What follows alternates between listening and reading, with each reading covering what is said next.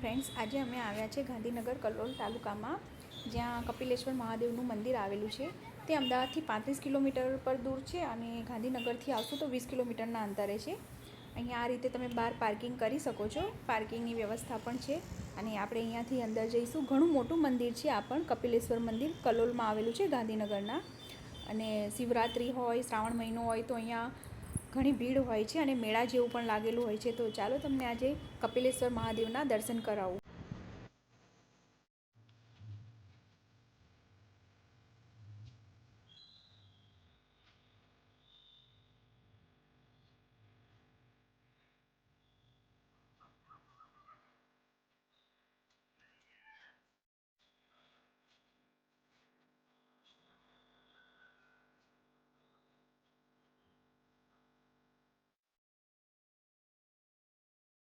મેં મહાદેવનું મંદિર છે કપિલેશ્વર. પહેલાં આપણે અહીંયા ઘણા બીજા પણ નાના મંદિર છે. પહેલાં આપણે અહીંયા મંદિરે દર્શન કરી લઈએ.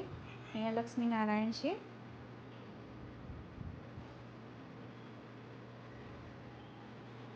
રામ, સીતા અને લક્ષ્મણના દર્શન કરીશું.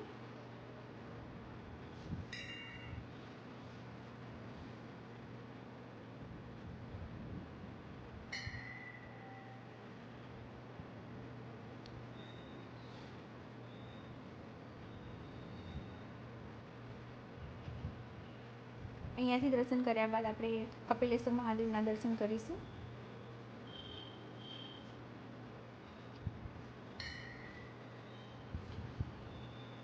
આ મંદિરમાં તમને ઘણા બધા મંદિરો પણ છે, જેમાં તમને સાંઈબાબા, પછી લક્ષ્મીનારાયણ અને શનિદેવ, ઘણા બધા ભગવાનના મંદિર છે. તે પણ તમે અહીંયા દર્શન કરી શકશો. તો પહેલાં આપણે મહાદેવના દર્શન કરીશું. અહીંયાથી આપણે અંદર જવાનું રહેશે.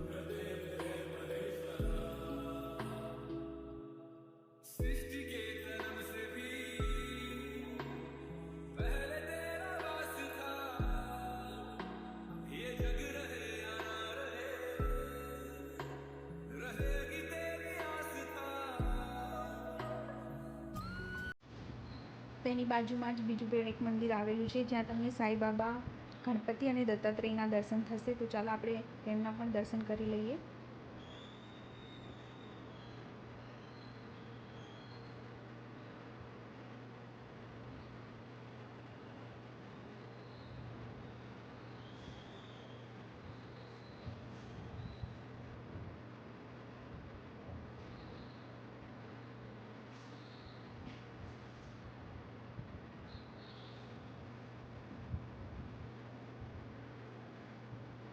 આપણે ત્યાંથી અંદર આવ્યા હતા અને આ બહારના દ્રશ્યો છે મંદિરના.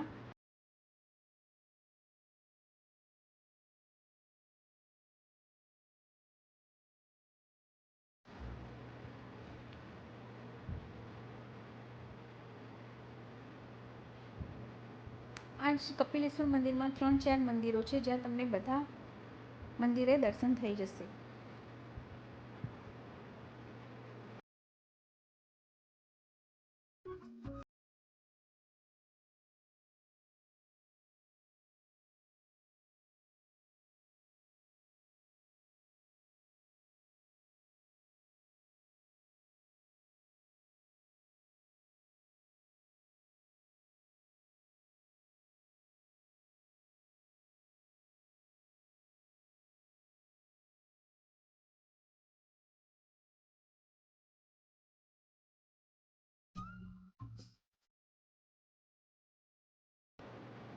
ત્યાંથી બહાર આવ્યા બાદ બાજુમાં શનિદેવનું મંદિર છે, તો ત્યાં પણ આપણે દર્શન કરી લઈએ.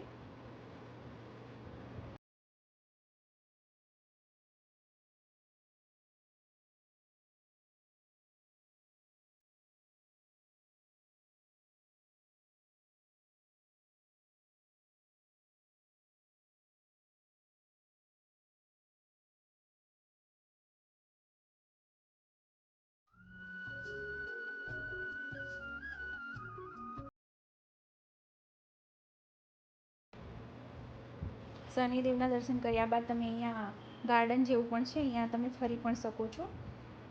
બહુ સરસ મંદિર છે અને ઘણું મોટું મંદિર છે. અહીંયા કપિલેશ્વર મહાદેવ સાથે તમને સાંઈબાબા, ગણપતિ, દત્તાત્રેય, શનિદેવના બધા મંદિરો છે જેમાં તમે દર્શન કરી શકશો. અહીંયાથી અમે બહાર જઈશું અને અહીંયા ભોજનશાળા પણ છે, જ્યાં તમે 70 રૂપિયામાં અને ગુજરાતી થાળી અને 80 રૂપિયામાં પંજાબી થાળી અનલિમિટેડ જમી શકો છો. અહીંયા અંબે માતાની સરસ પ્રતિમા છે, તો આપણે તેના પણ દર્શન કરી લઈએ.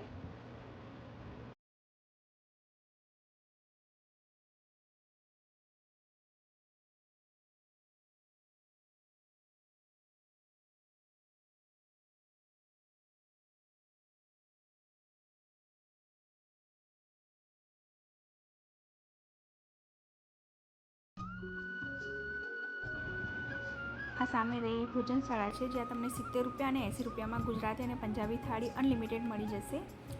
દર્શન કર્યા બાદ અમે બહાર આવી ગયા છે અને જો તમે ગાંધીનગરના કલોલ તાલુકામાં આવો તો આ મંદિરે જરૂર દર્શન કરજો. ઘણું સરસ અને ઘણું મોટું મંદિર છે મહાદેવનું. તો આજની વિડીયોમાં આટલું જ. મને આશા છે કે વિડીયો ગમ્યો હશે. જો વિડીયો ગમ્યો હોય તો લાઈક કરજો, શેર કરજો અને કોમેન્ટ કરજો. અને કોમેન્ટમાં હર હર મહાદેવ જરૂર લખજો.